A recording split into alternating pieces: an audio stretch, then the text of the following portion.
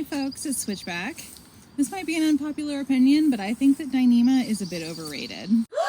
If you're not familiar with Dyneema, let's start with the basics. Dyneema is also known as cuben fiber, DCF, which stands for Dyneema composite fabric, or DCH, which is Dyneema composite hybrid. Chemically, it is ultra-high molecular weight polyethylene fibers. Sometimes those fibers are used as a string or a rope, such as in clothing or in ship mooring lines. Sometimes those fibers are laid out and laminated into sheets of materials for things like tents, backpacks, sails, or even bulletproof vests and other items. Dyneema is made of ethylene sourced from leftover wood pulp rather than being petroleum-based, and it's made in the USA with a much smaller carbon footprint than a lot of other materials. But it's a very labor-intensive process to produce, especially when you're making materials for tents and such where the fibers have to be laid out and interwoven and crossed for lamination.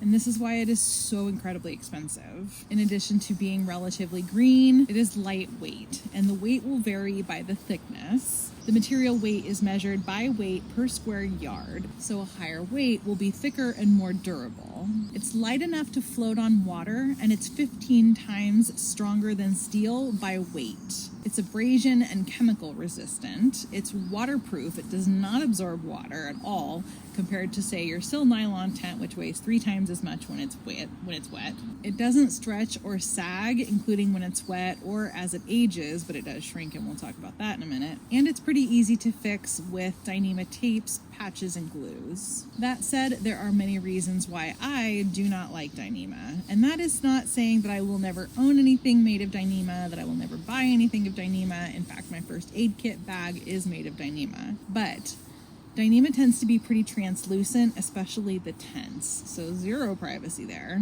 The material tends to be very loud, and so if you're setting up late or it's windy, or even when you just need to get up to go pee at night, you're going to disturb those around you. It's very expensive, in part because the materials and the labor are all in the United States, but also partly because there's only one company and they have a monopoly on it. When the company Dyneema bought out what used to own it, which is called Cubic Tech, the minimum order size increased, and so did the price. It doesn't tend to do very well over the long term if you like to stuff your tents rather than folding them, which for me personally actually isn't that big of a deal because I'm a fold kind of girl anyway. It tends to be bulkier than sil nylon or sil poly. Most Dyneema tents are going to be single walled, and of course you have condensation issues with any of those. Although I will say that there are starting to be some double-walled options emerging on the market. You have to be careful when you're pitching a Dyneema tent. First, it doesn't have any stretch, so you have to be very exact with your lines. If it is under-tensioned, then it's going to flap and damage the tent, especially if there is wind. If it's over-tensioned, it's going to pull on things and damage the tent. Most double-walled tents can be used inner only, and Dyneema tends to get especially hot in the sun, and so it's nice when you can just use an inner.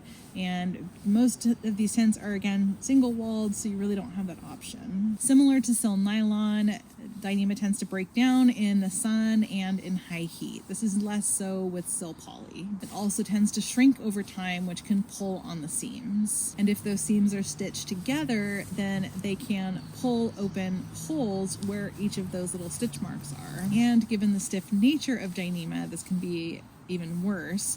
But again, this can all be repaired with tape or with patches. Now, if you do need to make a repair, you're going to want to clean that area with an alcohol swab, which you probably have in your first aid kit if you're out on the trail. So clean that area with that alcohol swab, lay it as flat as you possibly can. Go ahead and put on that patch or the tape, and then roll over it with a water bottle or something similar.